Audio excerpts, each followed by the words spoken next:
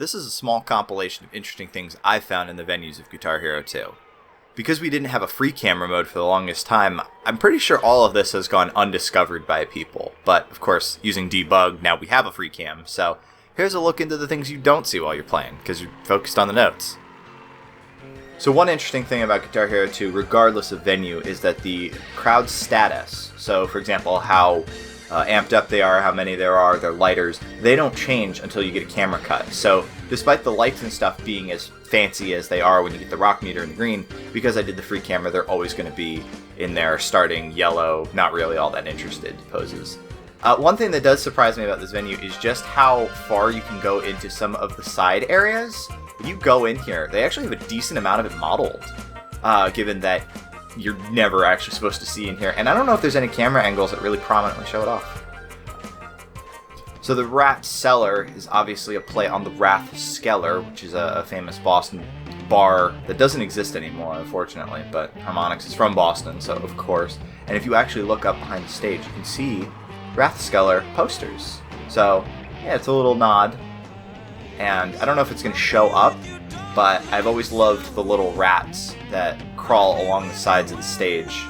One thing that I have never understood about this venue is the canned animations of all the bottles being thrown. It's like, do they like you or not?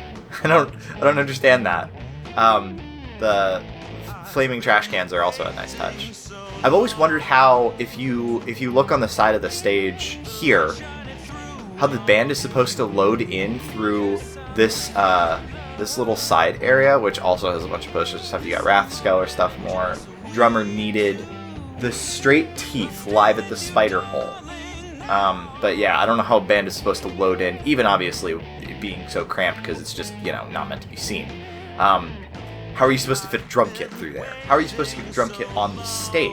Oh, there's the rat. There's the rat. And then one last thing, if you go and check out the spider web in the back, there's just this area behind it, which is just inaccessible to patrons, but it's there. Don't really understand that. I've also never owned a bar.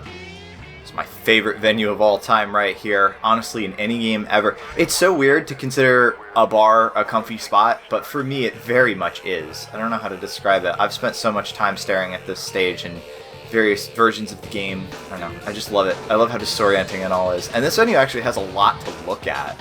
For example, have you ever noticed that there's a merch table over here? And somebody spilled what looks like whiskey, but you could actually see that it's Rock Tech branded alcohol. And I'm pretty sure that the reason for that is that, don't quote me on this, but in one of the Guitar Hero 2 demos, they didn't have the orange amp branding yet, so they reused the Rock Tech branding from Guitar Hero 1. And that texture is already loaded in memory, so why have another texture for something that nobody's ever going to see? And this isn't the only place that Rock Tech branding actually gets used. If you were to check the fire alarm, which I'm impressed that there is a fire alarm modeled in this venue, that's also Rock Tech. And then on the other side of the venue, you actually have a jukebox. You have a jukebox, and then you also have an arcade machine for monster killers. Harmonix has always liked to include arcade machines in their venues. And there's other ones on the other side as well. Over here, yeah, there's like this little side one, also monster killers. I'm sure that art has relevance to somebody on the development team. Don't ask me personally. Hi everyone, me from the future. I can't believe I didn't mention the picture.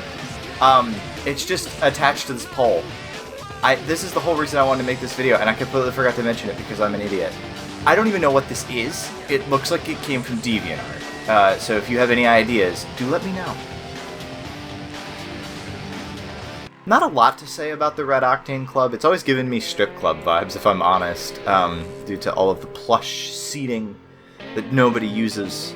There's the nice balcony area. I honestly prefer the Red Octane Club from the first game. There's not a lot from the first game that I prefer, but that Red Octane Club is. I just think it looks cooler. And it's always bothered me that although there's nice flash pots on the stage that blow, big smoke explosions, the strobe in this venue is so weak. My friend Felipe actually imported the strobe over from, I believe, Battle of the Bands to give it something, but yeah, it was pretty unfortunate. I mean, it is a cool looking venue outside of that, and I mean the Red Octane look. I mean, it's just mid 2000s cool right there. Lots of nice fire exits. These guys take their fire safety very, very seriously, which we appreciate. The theater is another one that I don't really have much to say about. The one thing I will say is that we happen to have an old theater in town that I saw Silverstone pickups at back in 2019, and the sound in there was absolutely abysmal.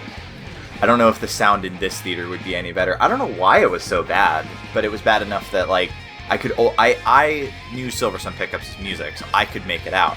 And they were touring with a band called I Don't Know How But They Found Me, and my friend and his then girlfriend could make that out because they knew that band, but she couldn't understand the Silversun, and I couldn't understand I Don't Know How until they played Deborah, the Beck song, the saucy J.C. Penney song.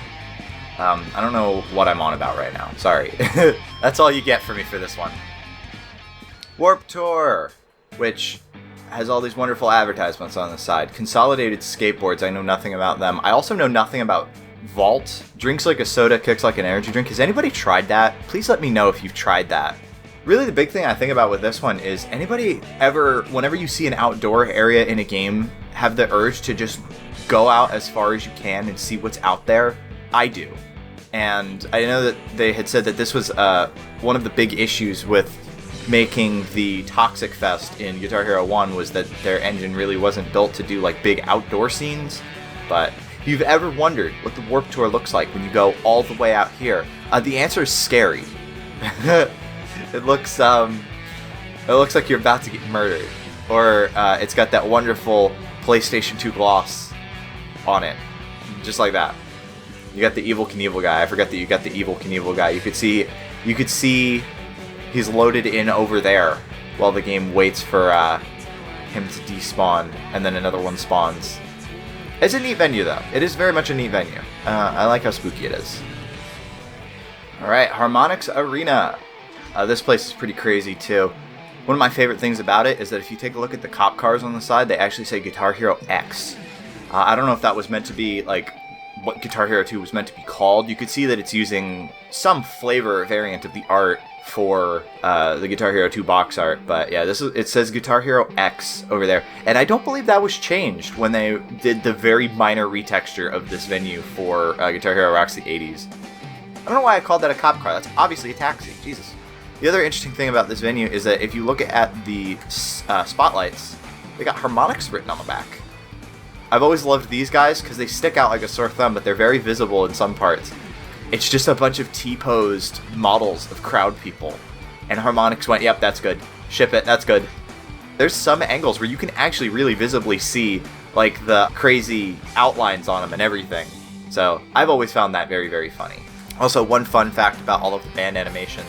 If you were to take a look at the drummer, in the MIDI, he's got enough data to animate one kick drum, which he doesn't actually kick, and then one cymbal. He doesn't play the rest of the kit. He just plays that, and you vary how often he hits the snare, which this song was misaligned on the grid. You normally want the snare beats to be on 2 and 4 for him to animate properly, so I had to go through this entire song and place the snare hits manually, and it was not fun, but yes, this is what I do with my spare time. Stonehenge, Stonehenge, Stonehenge. Yeah, I love the crowd models with their weird cult robes. I want these guys to show up in every venue. And this is another one where you just get these wonderful paper cutouts of people standing on the sidelines. There's also porta potties. I feel bad for whoever was inside that one. I don't know why there's porta potties at Stonehenge.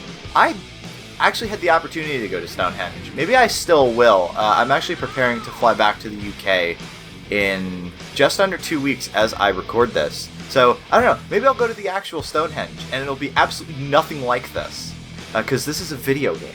Anyway, this is another one where the stage lights say Harmonix. In fact, I wouldn't be surprised if that texture is literally just borrowed from the arena venue, because this game likes to do that a lot. We saw the Rock Tech one earlier, but I'm pretty sure the beer can from the Blackout Bar is also in a couple of other venues, and, fun fact, it shows up in Guitar Hero 3.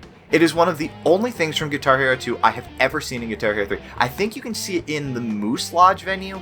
It has been almost 20 years since I've played Guitar Hero 3, so keep that in mind. And this is another one where, since I talked about it, we gotta go out as far as we can. I like that they put people back here. I don't even know if you could see this from the stage. Maybe if in the wide shots, maybe you could see that. Yeah, the moon is actually superimposed over the backdrop of the clouds rotating. It's pretty fun. I just finished playing Okami, by the way. The lightning is making me want to grab my celestial brush and shock the shit out of somebody on the stage. That's a great game. I gotta replay that, man. Anyway, I hope you enjoyed this weird little look at all of the different venues. I'm sorry if that wasn't more informative, and if it was informative, I'm glad you found it informative. I don't know how to end videos. I love you. Good night. Thank you for playing my desk. I don't know.